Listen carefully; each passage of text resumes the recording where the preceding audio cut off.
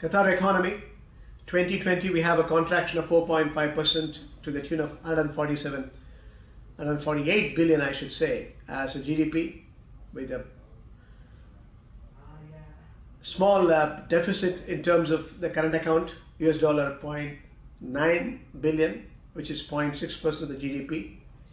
We have gross debt as a percentage of GDP is around 68%.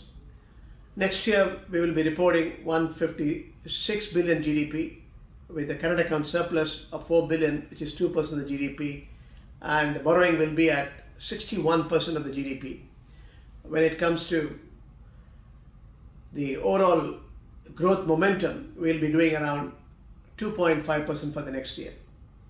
When it comes to hydrocarbon, we are going to move the North Field expansion.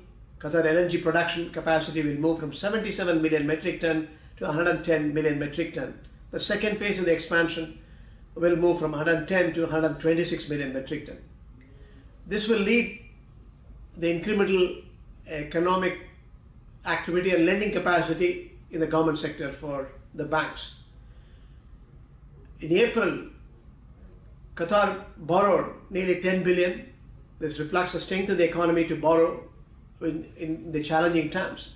S&P is AA rating for Qatar.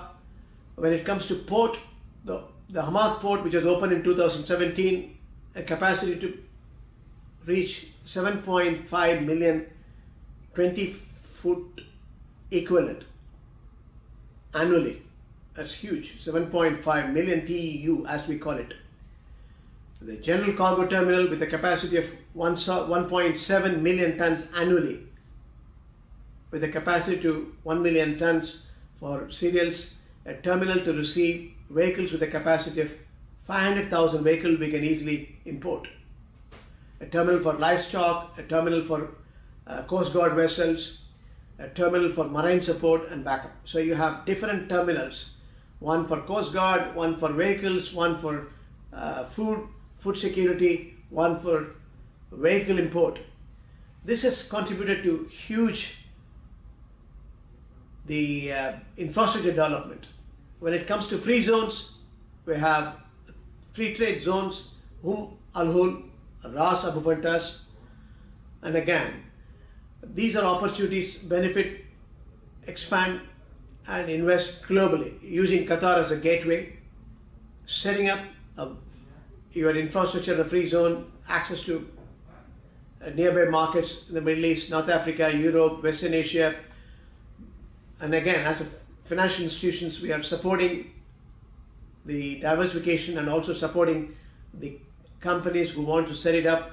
We are giving the debt facilities. Corporates in free zones can explore funding and non-funding facilities. $3 billion development. This is going to be a major enabler for infrastructure development. Now, when it comes to FIFA stadiums, they've already been a boost to both contract and project finance from banking perspective. Al Bayat, Al Janub, Al Rayyan, Al Tumama, and again Education City, Khalifa International Stadiums, Lusail Stadium, Ras Abu Abud Stadium. Already the 2 years countdown started. We have huge amount of opportunity in terms of sports tourism coming up. When it comes to export, if you look at in US dollar, export is around 73 billion, import is around 29 billion, 102 billion. Again, it's significant from the overall perspective. Investment law, property law, other laws have been changed. Last year, 2019, investment of non-Qatari capital opens the way for 100% ownership investment activities, including allocation of land to non-Qatari investors. Qatar Cabinet approves the foreigner property rules, March 2019. 16 areas have been identified where the property contracts to be held for a period of 99 years. This is creating a boost for the real estate sector. This year, May 2020, 31st May, Emir has issued a law 12 of 20 on regulating the partnership between public and private, public-private partnership, PPP, we call it as. It covers various possible models, including BOT model. The contract sector is going to get redefined with these opportunities with the various construction of their projects.